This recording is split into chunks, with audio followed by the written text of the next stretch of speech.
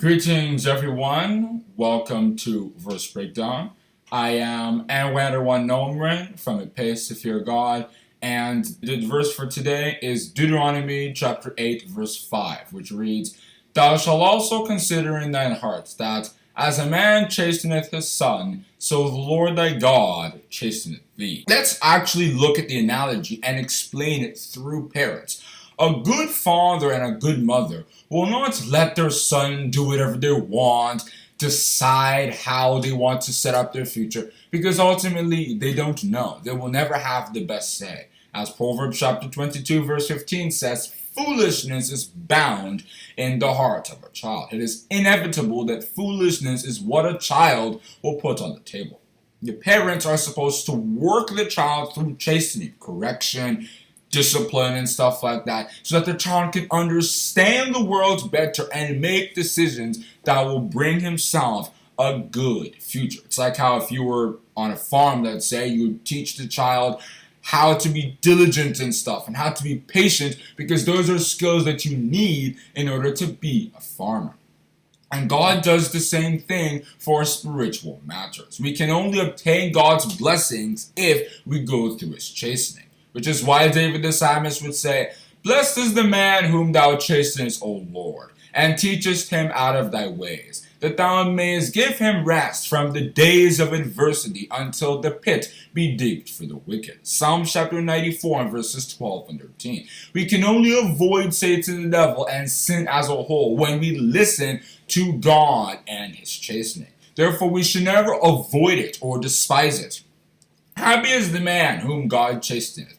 Therefore despise not thou the chastening of the Almighty. Job chapter 5 verse 17. And we can understand this through David.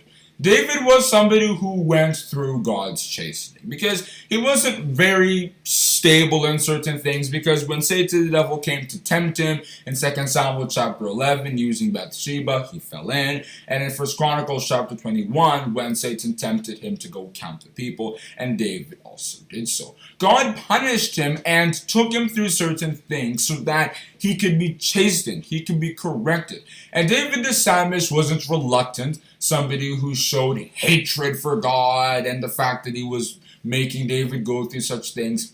If you look at Psalm chapter 51 verse 7, he said, Purge me with hyssop, and I shall be clean.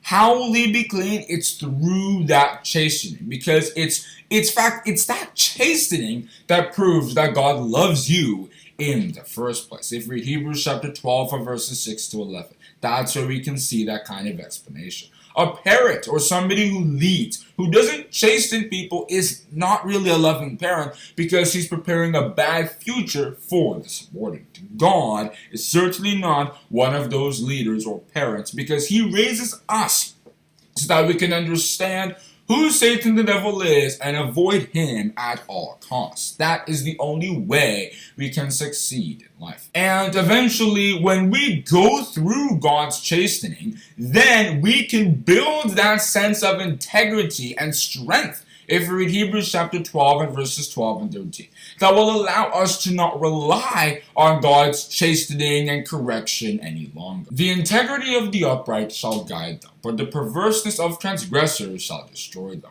Proverbs chapter 11 verse 3. When you build that sense of integrity, God can trust you that you will remain in what you're doing. And that's where I think I can stop on discussing the verse Deuteronomy chapter 8 verse 5, which reads, Thou shalt also consider in thine heart that as a man chasteneth his son, so the Lord thy God chasteneth thee. If you enjoyed this video, subscribe for more and hit the notification bell. Thank you.